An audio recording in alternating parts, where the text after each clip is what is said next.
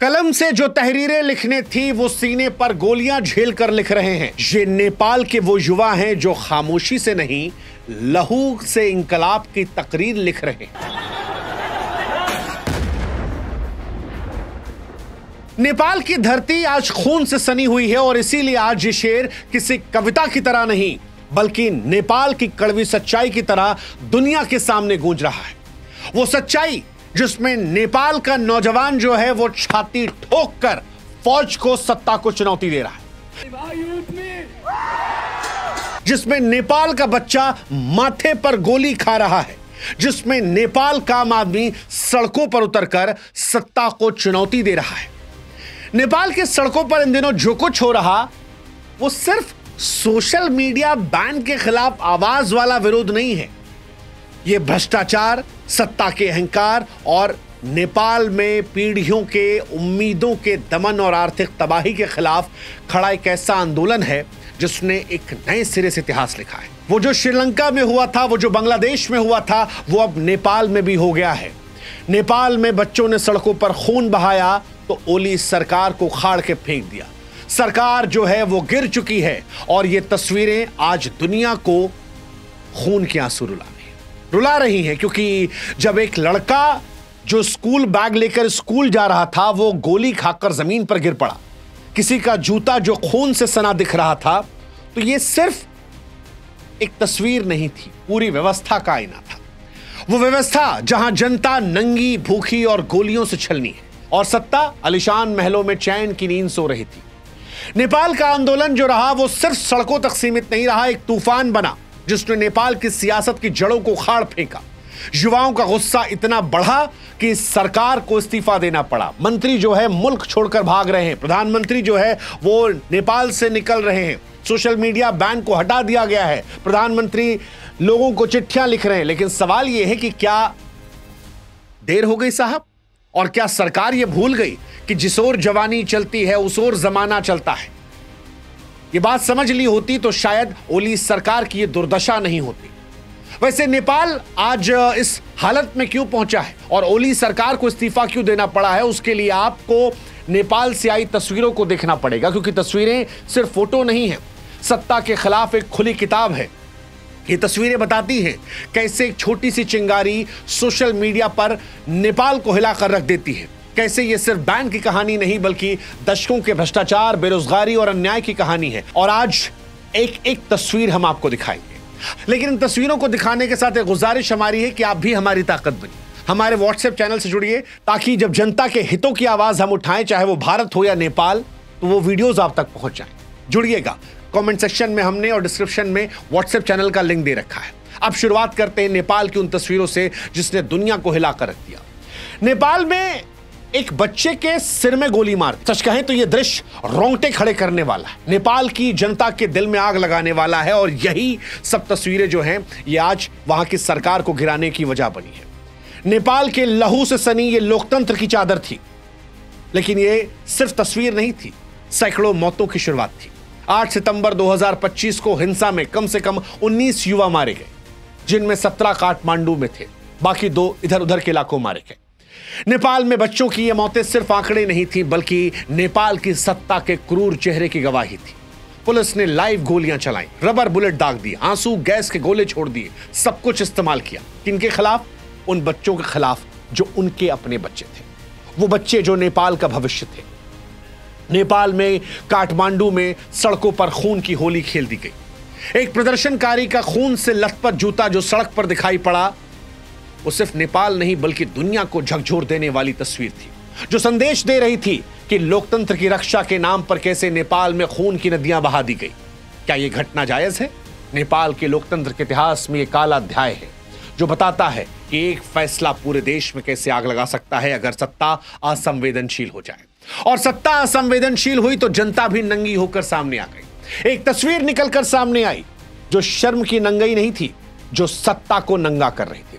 एक तस्वीर सामने आई जहां पर नेपाली फौज के सामने एक अधेड़ उम्र का शख्स सामने आता है और वहां पर खड़े होकर चिल्लाता है कि मार लो अगर हिम्मत है, मैं चुप नहीं रहूंगा, मैं खामोश नहीं रहूंगा। यह नंगापन कपड़ों का नहीं था, व्यवस्था की शर्म का था। जब सरकार जनता की आवाज को दबाती है तब जनता भी सत्ता को उसके नग्न रूप में उसकी औकात दिखाती है, और यही यहां दिखाई पड़ा। यह शख्स अकेला नहीं था।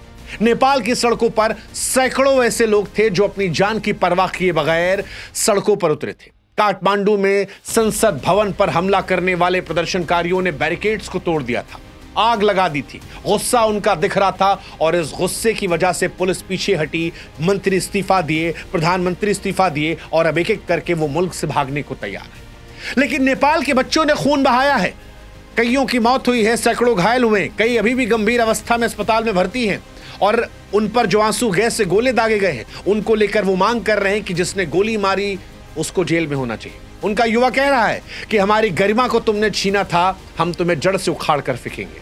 नेपाल की तस्वीरें बताती हैं कि जिस ओर जवानी चलती उस ओर जमाना चलता है। एक लड़के का वीडियो वायरल हुआ जिसके माथे पर पूरी चोट लगी है, छाती पर चोट लगी हुई है, लेकिन इसके बावजूद चेहरे पर पट्टी बांधे वो हाथ में माइक लिए सरकार को ललकार रहा है, कह रहा है कि हम डरते नहीं हैं, हम बिकते नहीं हैं।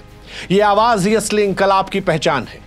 लेकिन ये सिर्फ नारे नहीं बल्कि 347 से ज्यादा घायलों की हकीकत है। दुनिया भी कह रही है कि अंतर्राष्ट्रीय कानून का उल्लंघन है, क्योंकि प्रदर्शनकारी खतरा नहीं थे। 18 से 28 साल की उम्र के अधिकतर बच्चे थे, लेकिन पुलिस ने इसके बावजूद लाइव एम्यूनिशन का इस्तेमाल कर दिया। 13 से 28 साल के बच्चे जो स्कूल की यूनिफॉर्म में थे, कॉलेज के छात्र थे, उन पर हमला कर दिया। ये तानाशाही वाली मानसिकता को लेकर ही बच्चों ने कसम खाई कि अब सिर्फ कहानी बैन तक की नहीं है, अब सरकार को जड़ से उखाड़ कर फेंकेंगे, और वही दिखाई पड़ा। ये तस्वीरें बताती हैं कि युवाओं से जो टकराया है वो इतिहास का हिस्सा बन गया है, और इसी वजह से काठमांडू की गलियां जो हैं वो बीते 48 घंटों से समुद्र जैसी लग रही हैं, पहाड़ जैसी लग रही हैं। लाखों लोग सड़कों पर हैं, भीड़ में बूढ़े हैं, औरतें हैं, बच्चे हैं, लेकिन सबसे आगे युवा खड़े हैं। ये भीड़ सिर्फ गिनती की नहीं बल्कि सत्ता के खिलाफ खड़ा हिमालय है।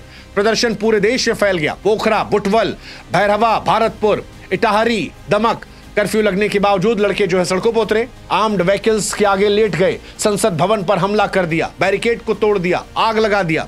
ये सब भीड़ की ताकत को दिखाते हैं, लेकिन सत्ता ने इन सब के खिलाफ जो प्यार से जवाब देना चाहिए था, जो उनसे संवाद करके जवाब देना चाहिए था, जो अपनों को अपना समझ के जवाब देना चाहिए था, उसकी जगह गोलियों से जवाब दिया। और अभी भीड़ कह रही है कि जब लाखों आएंगे तो कितनों को मारोगे, कितनों को मारोगे। नहीं मार पाए ना, इसीलिए सत्ता से तुम बेदखल हो गए।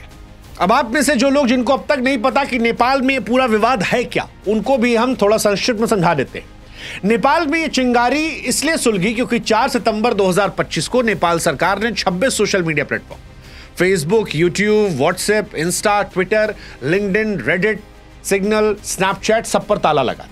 तर्क दिया कि ये कंपनियां नेपाल में अपना दफ्तर नहीं खोल रही, टैक्स के नियम को नहीं मान रही।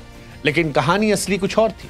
कुछ लोगों ने कहा कि नेपाल चाइना के करीब जा रहा था, टिकटॉक से लाखों डॉलर की रिश्वत ली थी, टिकटॉक को ही नेपाल में प्रमोट किया जाए इसलिए बाकी सोशल साइट को ठप कर दिया।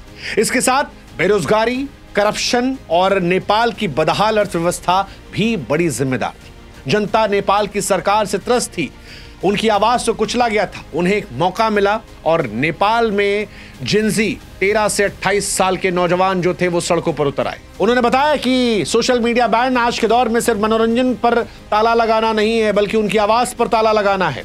ये वही मंच है जहां से वो सरकार के खिलाफ चीखते हैं, नेताओं से सवाल पूछते हैं, हक की बात को रखते हैं, और जब सरकार ये मंच छीन लेगी तो सिर्फ बैन नहीं बल्कि आजादी पर वार होगा।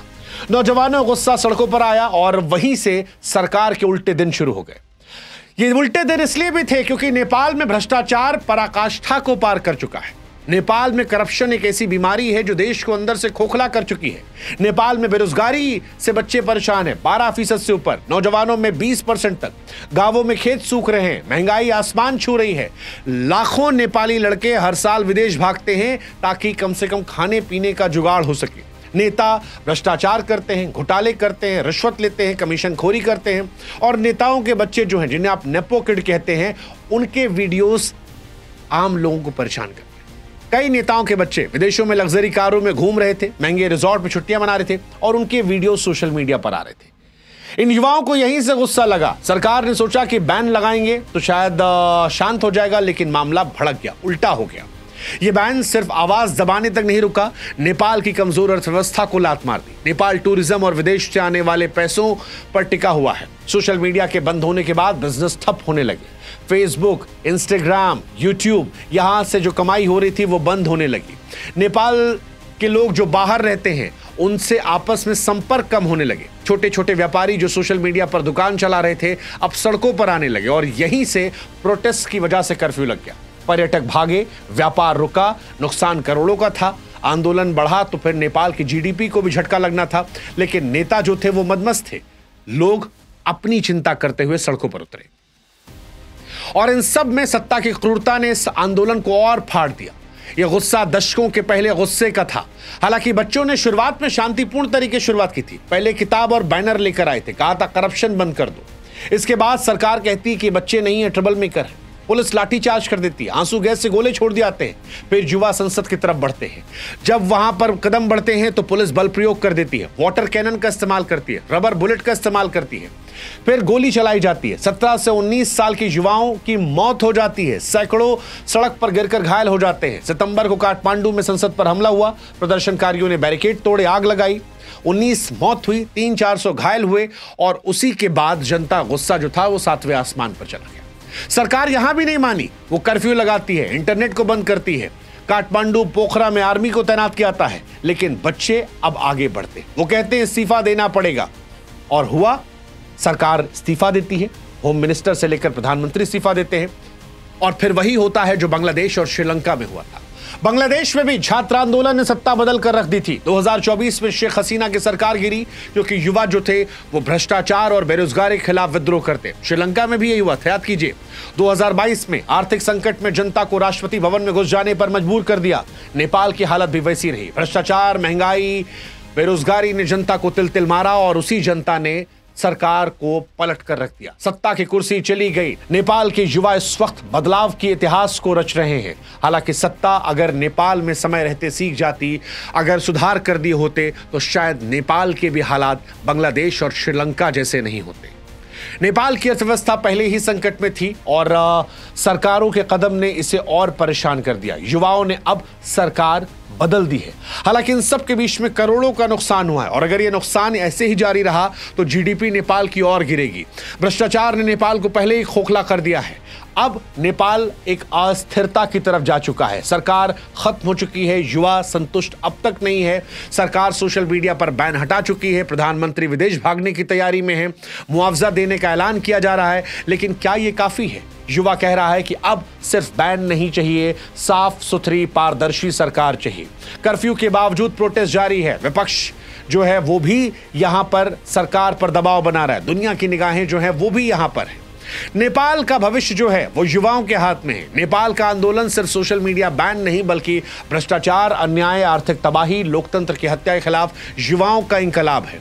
सीने पर गोली खाने वाला नौजवान, खून से सना भीगा हुआ जूता, नंगे होकर ललकारते हुए प्रदर्शनकारी, लाखों की भीड़ और सत्ता का हिल जाना। ये तस्वीरें बताती हैं कि नेपाल की नई पीढ़ी खामोश नहीं है। हालांकि नेपाल में इस आंदोलन के लिए जिंदगियां भी गंवाई हैं। 19 मौत, ये सत्ता की नाकामी का सबूत है। लेकिन सवाल अब भी यही है कि क्या सत्ता जिम्मेदारी को समझेगी? क्या नेपाल अस्थिरता से स्थिरता की तरफ आएगा? क्या यह आंदोलन नेपाल को हमेशा के लिए बदल देगा? नेपाल के युवाओं की फिलहाल जीत हुई है क्योंकि उनकी बात मानी गई है। बैन रिस्टोर हो गया है, लेकिन सरकार जा चुकी है। अब भविष्य क्या होगा नेपाल का, वो देखने वाली बात होगी। क्या नेपाल में क्रांति रुकेगी या नेपाल एक नए सिरे से नई क्रांति को लिखेगा?